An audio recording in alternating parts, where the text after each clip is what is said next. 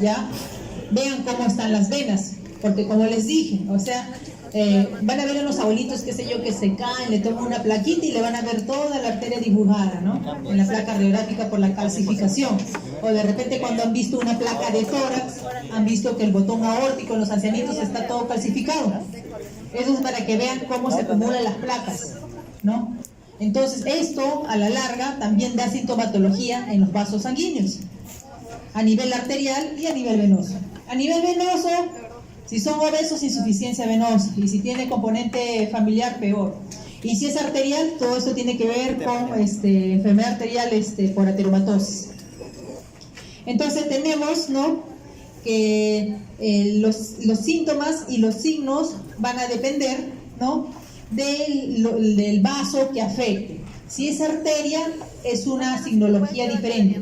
Y si es vena también, al igual, entonces el paciente va a presentar diferentes sintomatologías, ¿ya? También va a depender a qué nivel está afectado el vaso sanguíneo. No es lo mismo que te afecte a nivel de la ilíaca que te afecte a nivel pedial, ¿ya? Entonces tenemos la insuficiencia arterial, que es clásica, un vasito que se tapó a nivel del segundo dedo del pie. Entonces el paciente va a cursar con un dolor, ¿no?, urente, intenso. El dolor de arteria es intolerable, a diferencia de un paciente que tiene insuficiencia venosa, ¿no?, que ella siente su quemazón, levanta las piernas y le pasa, pero el de la arteria no pasa, y el dedo se necrosa, se muere, porque estás tapando, no hay irrigación. En la fisiopatología, entonces, en la enfermedad arterial periférica, ven acá, por ejemplo, una vasculitis, ¿no?, pacientes que tienen algún tipo de colagenopatía, tiene algún tipo de problema autoinmune, se tapa el vaso sanguíneo y se muere el dedo, ¿ya? Entonces va a depender de la obstrucción, si es parcial o total, del flujo sanguíneo a nivel de las arterias, producidas por una enfermedad crónica degenerativa, ¿no?, la de aterosclerosis distal, o sea, placas de grasa, o enfermedad inflamatoria aguda, una arteritis obliterante. Con menor frecuencia, obstrucción aguda por émbolos originados en el corazón o vasos sanguíneos. En este caso estamos hablando de émbolos, ya sea sépticos, ¿se acuerdan? Cuando todavía no vamos a endocarditis. En endocarditis hay émbolos sépticos y también se ven esas a nivel de distales. Luego, la insuficiencia venosa, ven las varices. ¿Quién no ha visto a esas personas con varices? De repente su mamá, su papá que tienen los varices o los abuelitos. ¿Quién no ha visto? Esto es común. Entonces lo ven todo tortuoso, ¿no? Entonces la insuficiencia venosa periférica está dado en un terreno genético hereditario predisponente, ¿no? Si tiene el abuelo o la mamá, todos tienen varices, ¿no? Puede salvarse de que no. Por procesos hemodinámicos hay aumento de la presión hidrostática, y si a esto le aumentas que es obeso, ¿no?, entonces la pelvis, acuérdense que de nuestra pelvis por ahí suben los vasos ilíacos, y si tú le aumentas toda la masa abdominal, ¿cómo va a subir? Entonces magia, imposible. Entonces se desarrollan las venas. Entonces esto es un estado inflamatorio crónico o trombótico agudo, ¿no?, o crónico, que generan dilataciones, ectasias, insuficiencias valvulares venosas de los miembros inferiores, que eso obviamente no lo ven ahora, pero por encima de los 40 ya lo van a ver, ¿ya? Entonces tenemos que si estas venitas de acá de por sí ya tienen un condicionante, y si les es una éstasis, ¿no?, una éstasis venosa, o sea, porque tenemos que nuestras venas tienen valvas que ayudan a retornar la sangre, ¿no? Si a esto le haces una éstasis, hay un estado de hipercoagulabilidad, porque qué sé yo, tiene un cáncer, está tomando hormonas anticonceptivas, o está postrado, o de repente porque se operó la cadera y está echado. Entonces eso genera también un estado y un traumatismo. Es la triada de Virchow, va a hacer que se forme un trombo y hace una trombosis venosa profunda. ¿Y cuál es la complicación de la trombosis venosa profunda? Que es lo que ustedes deben asustarse y tener miedo. ¿Cuál es? Tromboembolia pulmonar, el infarto pulmonar. Entonces ustedes tienen que siempre revisar a los pacientes cómo están, si hay asimetría, si una pierna está más gordita que la otra, para ver si está haciendo una trombosis o no, y vamos a verlo adelante cómo clínicamente lo vamos a reconocer. ¿Por qué? Porque si tiene una cirugía traumatológica, y como se ha visto esto en la frecuencia, por eso damos anticoagulación profiláctica. Un paciente que está con cirugía traumatológica de cadera abdominal, le ponen su enoxaparina, ¿no?, un anticoagulante profiláctico. Los que están postrados también. El embarazo, ciertas mujeres desarrollan más un estado de hipercoagulabilidad y hacen trombos. Me acuerdo de una paciente gestante, ¿no? Que ella en su puerperio, ¿no? O sea, da a luz y a las 24 horas trastorno sensorio, había hecho una trombosis del seno longitudinal superior. O sea, ya se ven, es poco frecuente, pero se ven. ¿Qué más? Los cánceres es un estado hipercoagulable también. Muchas veces los pacientes no debutan, ¿no? Exactamente con el cáncer tal, sino debutan con un síncope, ¿no? O debutan con una trombosis venosa profunda y te pones a buscar, tiene un cáncer, si es mujer, de parte ginecológica, de repente si es varón, un cáncer de pulmón. Era un paciente que nos llegó, que estaba jugando fútbol, 40 años, y se desmayó. Entonces se pensó que era parte cardíaca, se le hizo sus estudios cardíacos y nada, todo era normal, porque lo puedes encontrar, lo encuentras normal. Y entonces por ahí se le encontró un dímero D en el rango, justo en los límites. Ya vamos a hacerle un Doppler venoso. Y ni siquiera las piernas estaban asimétricas. Y se encontró trombosis venosa profunda. Y nos volvimos a buscar de dónde venía esa trombosis profunda y tenía un tumor pulmonar, un adenocarcinoma. El paciente se murió al año nada más. ¿Ves? O sea, no necesariamente ni vino con hemoptisis, ni tuvo tos, ni tuvo dolor torácico, solo fue un síncope. Había hecho una tromboembólica. ¿Ya? Entonces, esto es clásico de una trombosis venosa profunda, ¿no? El aumento del volumen de una pierna respecto a la otra, y cuando es vena es característico, porque es la vena, tú presionas, ¿no? Y es un edema, ¿no? Duro. Es suave, que entra fácilmente, ¿no? Va a tener un poco más de signo de calor, a diferencia de la arteria que es helada, ¿ya? Entonces, de la vena es característico. Vena y arteria totalmente diferentes, ¿ya? En su sintomatología, su sinología. Incidencia y prevalencia, la enfermedad arterial periférica 0.5% al año, ya la prevalencia 1% en la población adulta, sobre todo en mayores de 40 años, más el hombre que la mujer. La enfermedad venosa periférica es más frecuente en mujeres, 4-1. Entonces, arteria varón, venitas mujer. Entonces, acá se ve, miren, este pie, por ejemplo, está bloqueado la arteria, ¿no? Entonces, ustedes ya lo ven, ese paciente, un pie ya necrótico, ya esto es una isquemia que va a entrar a la necrosis, ¿no? Entonces le tocan este pie y es un pie helado, literalmente pie de muerto. Tocan los pulsos, no hay pulsos, ¿no? Entonces este paciente cursa con dolores intensos. Al interrogatorio, ¿no? Hay que ver antecedentes personales, si ha habido enfermedad arterial periférica en la familia, ¿no? De repente insuficiencia venosa, si el paciente tiene también el tabaquismo, ¿no? Diabetes, infecciones, arteriosclerosis, ¿no? El ergotismo, una hierbita que tomaba y también le producía estos malestares a nivel vascular. Hay que ver el sexo, ¿no? Vemos que la arteriosclerosis es más frecuente en varones. Vemos también la enfermedad del Raynaud de las mujeres. Hay que ver la alimentación, si sobre todo es rica en grasas, ¿no? Y luego preguntarle, ¿no? Si cuando camina le duele. La característica de los pacientes que tienen afectación vascular, que tienen la claudicación intermitente, que están caminando y tienen dolor, y si tienen que descansar un rato y de nuevo empiezan a caminar, porque hay que irrigar, ¿no? Entonces esa se llama claudicación intermitente, un dolor localizado en la pantorrilla, ¿no? Y aparece cuando están caminando, ¿no? Y el dolor en reposo, que indica isquemia avanzada, ya la claudicación intermitente es la fase inicial, pero ya cuando se obstruyó del todo, ya así está en reposo, le duele, es intenso el dolor, ya entonces ya significa vaso obstruido totalmente. Y cuando ya tiene esto, ya significa que se va a necrosar pronto, ¿no? Ya puede ser localizado en dedos del pie, la pierna, ¿no? ¿Y qué le pasa? Que les calma con la pierna colgando o con masaje. Y ustedes se lo van a encontrar al paciente cuando pasen a su habitación, que está con la piernita o sentadito. ¿Por qué no sé? Son las posiciones antálgicas, ¿no? Todo eso tienen que observar ustedes espectroscópicamente. ¿Qué más? Dolor por neuritis isquémica, ¿no?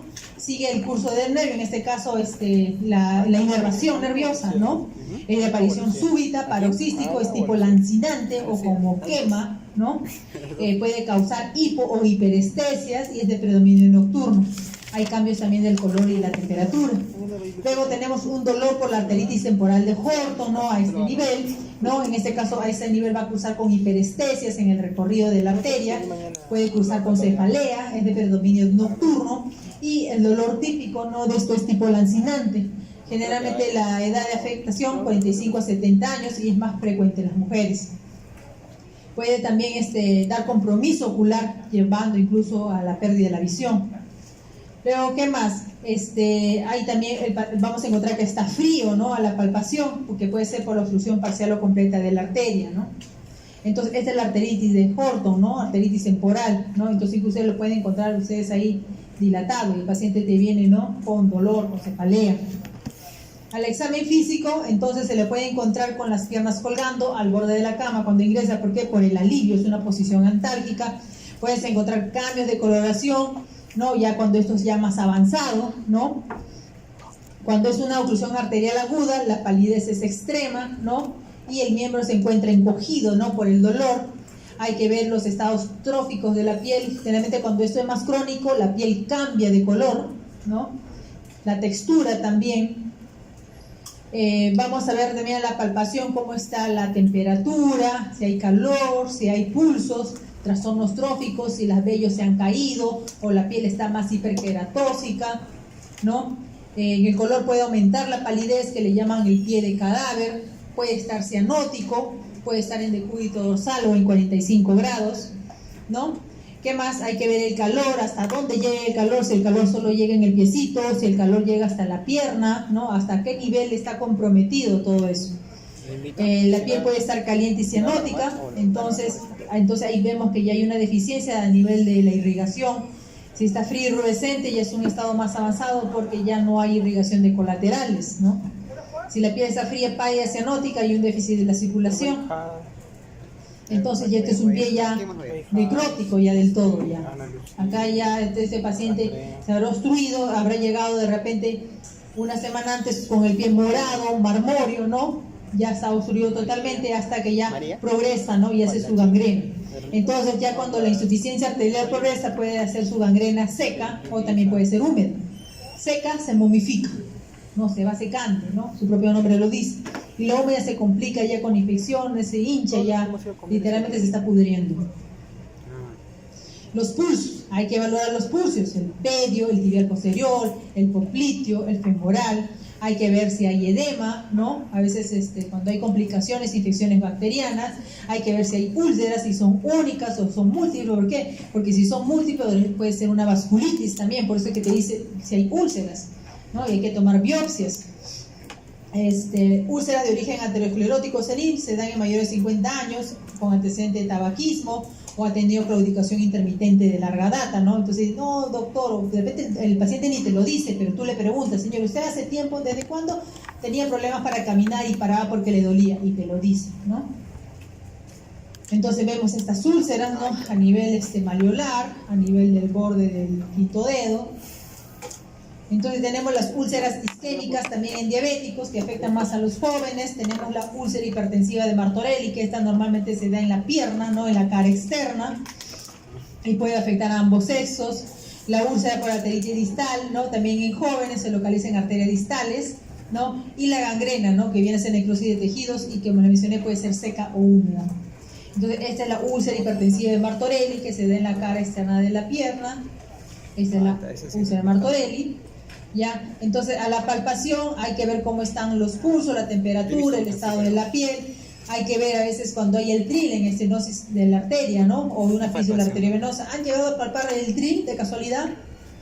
Ya, entonces eso pueden ver, sobre todo para que vean en pacientes que tienen ¿cómo se llama? Los que se dializan, los que tienen diálisis permanente, algunos tienen su fístula arteriovenosa porque por ahí lo dializan. Entonces en esos pacientes que se dializan, ustedes palpan la fístula y sienten el tril, sienten, o sea, algo que vibra debajo de sus dedos. Le ponen el estetoscopio, incluso lo escuchan fácilmente, ¿no? Entonces este es el tril. La vez pasada vimos uno congénito en un niño, ¿no? Que en este caso su manito ha estado creciendo y siempre se ponían moraditos los dos, el meñique y anular. Pero último, ya cuando ya ha crecido, ha habido más comunicación, más shunt arteriovenoso. Entonces, cuando él está así con la manito, no hay problema, pero cuando la baja, toda la arteria llena la vena y la mitad era toda tortuosa. Entonces, ahí se le estaba haciendo una angiografía, ¿no? Para ver dónde era la comunicación, para poder bloquear eso y no tenga ese problema en la mano. Entonces, ya alguno congénito, ¿no? Ahí donde viene el tril. Entonces vas a palpar los pedios, ¿no? Los pulsos, el pulso perio, el tibial posterior, el retropopliteo, ¿no? El inguinal. ¿Qué es el síndrome de Lerich? Eso lo he visto una vez nada más, el paciente se murió, eso es algo catastrófico. Esa es una oclusión de la aorta, ¿no? O sea, imagínense que la aorta, nuestro grande vaso, se tapa. Es una oclusión del cono terminal de la aorta y por lo tanto todos los miembros inferiores. El paciente cursa con un dolor intenso, por más que le poníamos morfina, le dolía al pobre paciente, ¿no? Entonces, depende a qué nivel ocluya, porque si es más arribita, entonces afecta a las arterias renales, insuficiencia renal y se muere más rápido, ¿no? Es más frecuente en varones, cursan con claudicación intermitente en miembros inferiores, en glúteos, frialdad de los miembros inferiores, tiene menor fuerza muscular, ¿no? Y vamos a observar ya cambios tróficos, ¿no? Y hay un soplo en la bifurcación de la aorta. Entonces es un paciente que tiene su síndrome de Lerich en el cono terminal, acá pueden ver, ¿no? La aorta, y hay una obstrucción, y ven cómo están los cambios de la piel, ¿no? Y hay cambios tróficos, acá está más morado, acá más violáceo, ¿no? Y es una frialdad distal. Oclusión vascular crónica, ¿no? En este caso cuando la obstrucción es lenta, ¿no? Permitiendo que la circulación colateral pueda llevar toda la irrigación en forma compensatoria, ¿no? Las manifestaciones son de comienzo insidioso, empeora con el frío, al esfuerzo violento también. La lesión puede ser uni o bilateral, ¿no? Y va a tener pues la frialdad, la claudicación. La embolia y trombosis arterial aguda afecta a cualquier arteria, sobre todo es más a nivel periférico, y esto es obvio, ¿no? Porque si tienes un trombo de donde sea, ¿dónde va a obstruir? En el vasito más chiquito. Hay una oclusión súbita de la luz arterial debido a una embolia por un coágulo, aunque también puede ser por una trombosis. La clásica, ¿quién es? Un paciente que tiene endocarditis. Una endocarditis bacteriana dispara émbolos sépticos, y estos émbolos sépticos llegan, qué sé yo, a los deditos, ¿no? Y vemos las microsis de niveles. Un paciente debutó con pérdida de la visión, había obstruido la arteria, ¿no? Retiniana, y se le buscó y era una endocarditis, ¿no? Entonces puede ser un mal cardíaco que está disparando émbolos y te causan obstrucción. Entonces, si no lo ocultas el corazón, piensas que es una enfermedad arterial periférica, y en el corazón que tienes endocarditis con tremendo soplo. Entonces tienen que examinar todo para ver de dónde está viniendo. Puede ser un cáncer también. ¿Qué más? Entonces hay que averiguar este centro, por eso ahorita pone la parte cardíaca, si hay estrechez mitral, si hay fibrilación, si hay algún tipo de cardiopatía, porque son procoagulantes, ¿no? Entonces vemos ahí, ¿no? Que puede haber una obstrucción, por ejemplo aquí a nivel del miembro superior o del miembro inferior. Luego tenemos los síndromes aórtico-aneurismáticos, ¿no? Estamos hablando de la parte de la aorta, ¿no? En este caso tenemos condicionantes. Antes, cuando era la sífilis, ¿no? No había tratamiento antibiótico, no había ya los preservativos, ¿no? Entonces era bastante común. Ustedes han visto ahora último, no sé si fue quién fue, no sé si fue Obama, creo, no, el presidente anterior, que le mandó una carta de disculpas pidiendo perdón de parte del país norteamericano a toda la comunidad negra, especialmente a un paciente sobreviviente de los que eran sifilíticos. No sé si vieron. Que era, o sea, ¿qué hicieron en ese entonces cuando estaban haciendo los estudios, ¿no? Y como desgraciadamente había un racismo total, dijeron a todos los que encontraban que eran de raza negra con sífilis, no le daban tratamiento para ver toda la evolución. O sea, imagínense, ese punto llegaron allá. Entonces, si tenían sífilis, tienen esa condicionante para desarrollar patologías a nivel de la aorta. ¿Qué más? Si tienen ¿cómo se llama? El síndrome de Marfan también, ¿no? Pueden cursar con esas alteraciones a nivel de la aorta. En relación varón-mujer, 4-1, ¿no? Otra vez el varón. Aneurisma de la aorta ascendente y del callado, ¿no? En este caso, por una aortitis sifilítica o síndrome de Marfan, afectado del 15 al 30% esta porción. Entonces, los síntomas que va a tener de esto va a ser un dolor retroesternal, tipo angor o neuralgiforme. Por eso en dolor torácico tú también tienes que pensar en aorta, y por eso siempre se pide una placa torácica. Ahí vemos de forma indirecta el arco de la aorta, porque cuando es aneurisma lo vas a ver bien grande. Ya, por eso también pides, y obviamente ves, cuando tomas la presión, vas a ver asimetría también. ¿Qué más? Puede cambiar, cambios en la tos, una tos seca, ¿no? Cuando hay compresión, o una tos bitonal. Puede haber disnea cuando hay compresión, cuando es bien grande la dilatación. No puede haber hipo, ¿no? Puede incluso haber hidrotoras por compromiso de la vena ácidos o el síndrome de Claude-Bernard-Horner, el compromiso del simpático. Entonces, esta es cuando hay el aneurisma de la aorta ascendente. Entonces, aquí le ponen su malla, ¿no? Lo corrigen. Luego tenemos el aneurisma de la aorta ascendente y callado, ¿no? Vemos que la inspección se puede palpar incluso en la parte superior, supraclavicular, el tumor es grande, pulsátil, ¿no? A la exploración la del corazón es negativa, rara vez hay diferencias tensionales en los pulsos de ambos brazos, mientras que en el aneurisma de la aorta torácica y descendente hay dolores intensos, neuralgiformes, con irradiación a las costillas, ese es el 36% de los casos, y causas puede ser la sífilis, ¿no? Entonces acá vemos ya esta dilatación a este nivel, ¿no? ¿Qué más? En el aorta descendente, torácica ascendente, compromiso del pulso femoral, ¿no? Respecto al tibial, al radial, puede advertirse una pulsación o tumoración pulsátil a nivel del espacio interescapular vertebral izquierdo. Luego, cuando hay aneurisma de la aorta abdominal, ¿no? Este se va a manifestar porque tiene sintomatología más de tipo gastrointestinal, ¿no? Cuando come, siente malestar al hacer esfuerzo corporal, puede cursar con náuseas, ¿no? Le llaman la angina abdominal. Eso, ustedes tienen que ver eso, porque una vasculitis a nivel mesentérico también te da una angina abdominal. Entonces, come y un dolor tipo cólico, piensen en eso, entonces, ¿ya? Piensen, porque si no lo piensan, no lo van a diagnosticar. Entonces, una aortitis a nivel abdominal. Entonces, aquí está una resonancia, ¿no? La dilatación. Ya la disección de la aorta, ¿no? Cuando hay una lesión en la íntima y decola todo esto y se llena de sangre, ¿no? Esa, por ejemplo, es una disección de la aorta. Esta es la pared de la aorta, la sangre está pasando, pero por acá ha decolado, ¿no? Y ven la colección. Ese es el aneurisma disecante de la aorta, es un dolor torácico súbito, muy intenso, o sea, si se mantiene así, se salva, pero si se rompe, la desgracia total. Tuvimos un paciente que tuvo su aneurisma disecante de la aorta, disecó todo, se pasó al esófago y el paciente llegó con hemorragia digestiva, se muere, muerte súbita, no se salvan. ¿Qué más? Las varices, miembros inferiores. Entonces vemos que hay una frecuencia familiar, ¿no? Hay presencia de signos o síntomas de estancamiento venoso, va a haber dolor en reposo, en decúbito dorsal o con las piernas pendientes, ¿no? Va a haber una sensación de estrechez a nivel de las pantorrillas, ¿no? Porque está tan dilatado que el paciente siente que la piel no le alcanza, es como si estuviera con una media ajustada, ¿no? Y es su propia piel por la distensión venosa. Va a sentir un dolor tipo quemazón, ardor, y te dice, cuando pongo mis piernas hacia arriba, siente un alivio total. ¿Qué más? Puede cursar con calambres nocturnos que exceden con los ejercicios o con las piernas en alto. Luego, cuando hay inflamación, o sea, este vaso sanguíneo se inflama, puede cursar con flebitis, ¿no? Y va a haber, obviamente, todos los signos de la celulitis, ¿no? Cuando signo de rubor, dolor, calor, tumor, ¿no? Entonces, con esa signología va a cursar. Incluso, y si se afecta más o hay mayor compromiso infeccioso, el paciente va a cursar con fiebre.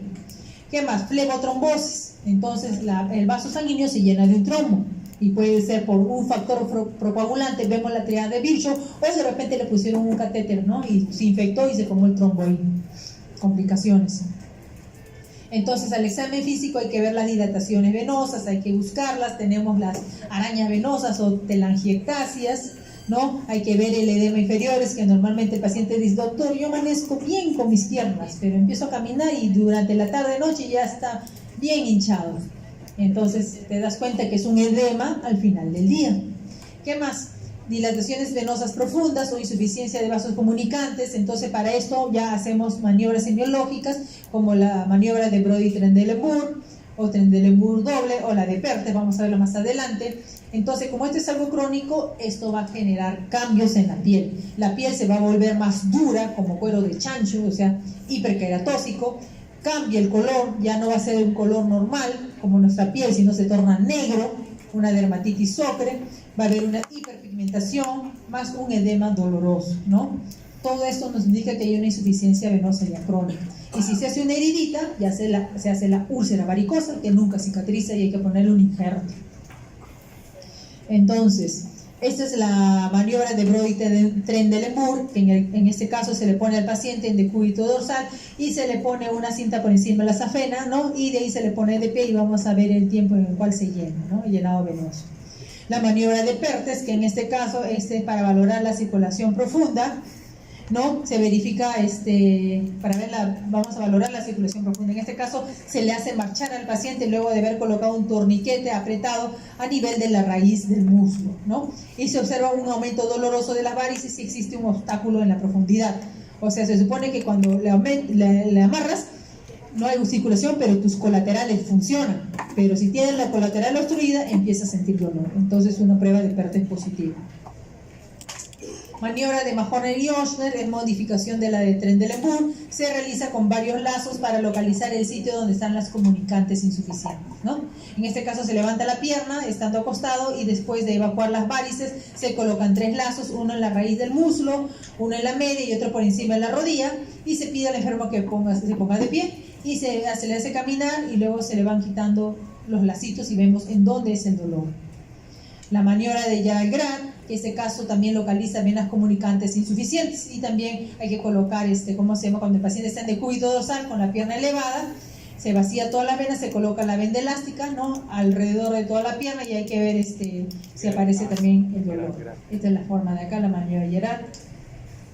La maniobra de Schwartz, también para evaluar la insuficiencia de la válvula, ¿no? De la safena interna, y localizarla cuando no es visible.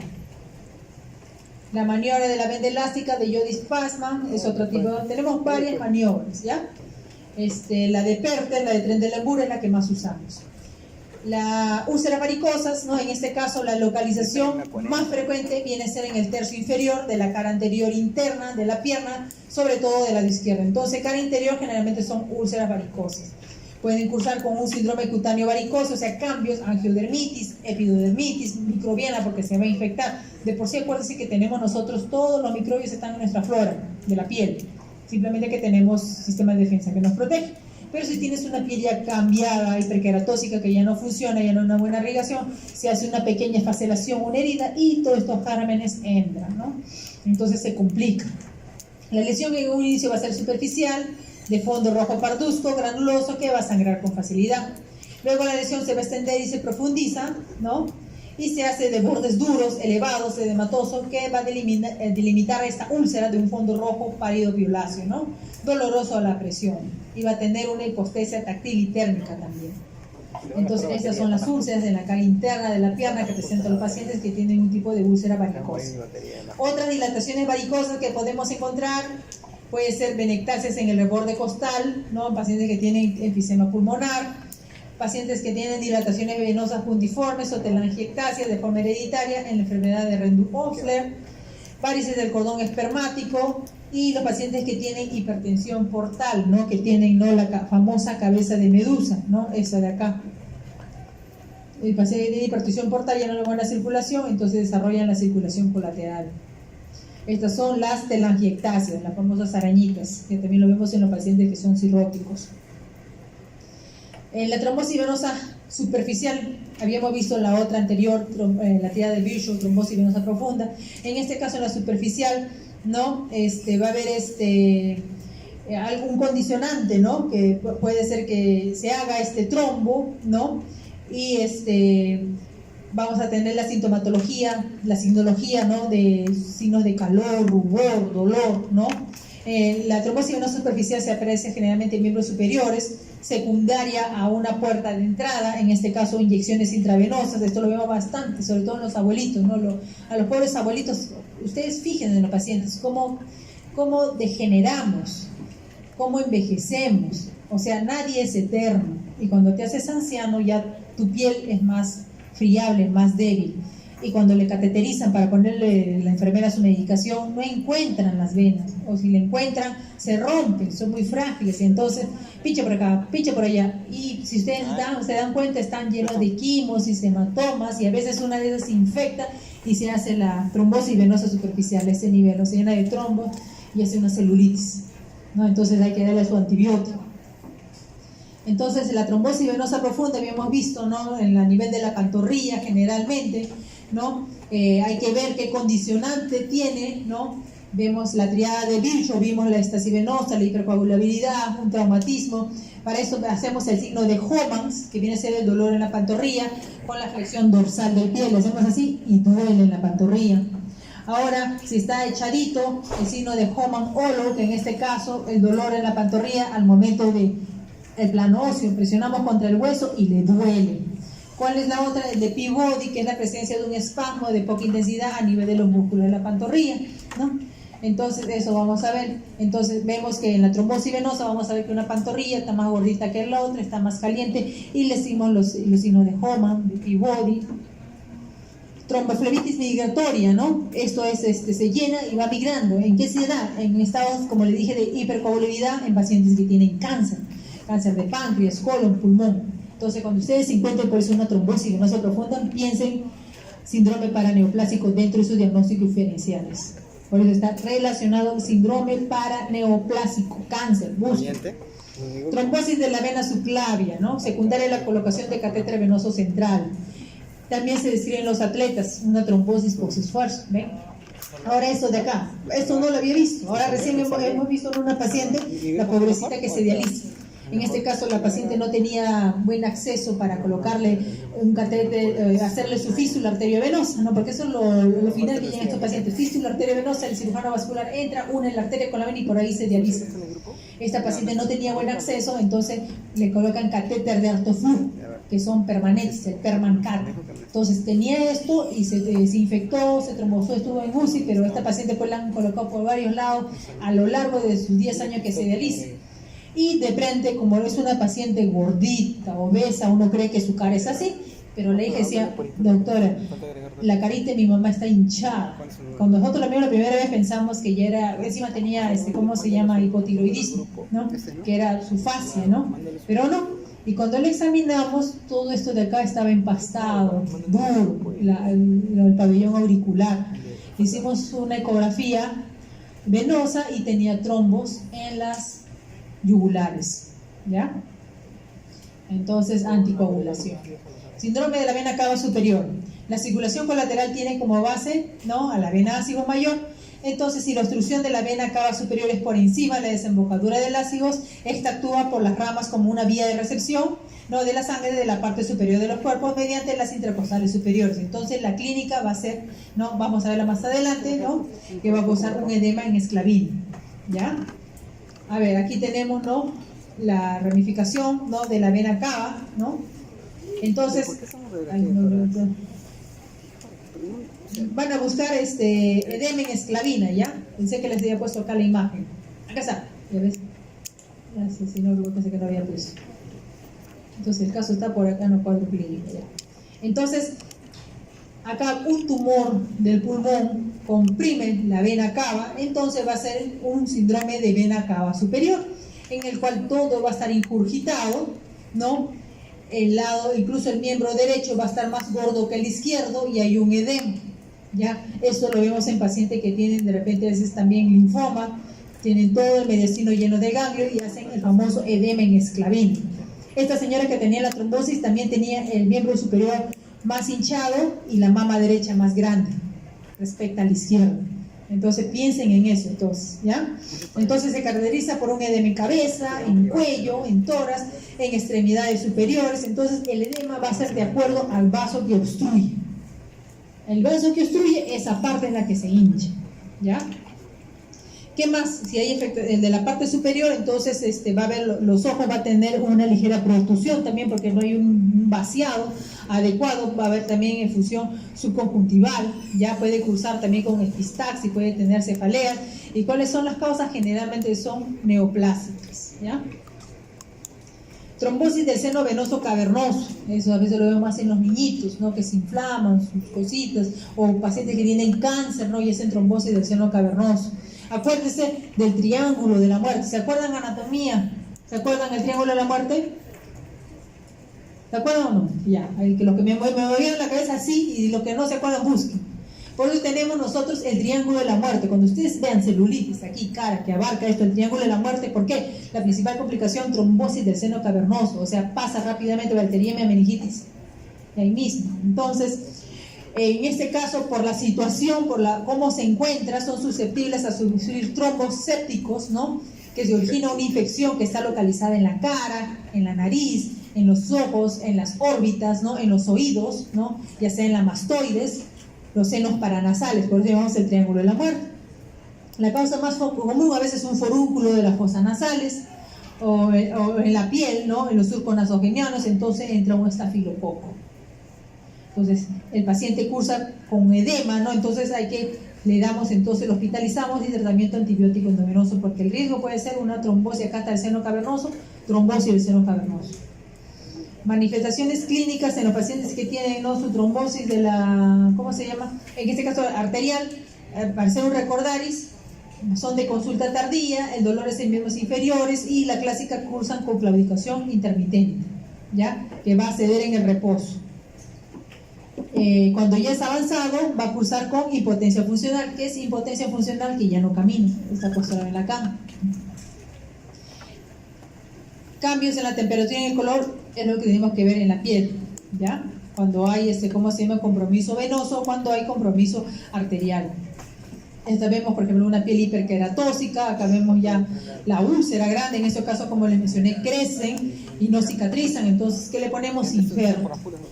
El cirujano plástico corta el injerto del muslo y lo pega. O antes le ponían el del chancho, ¿no? De la piel del chancho.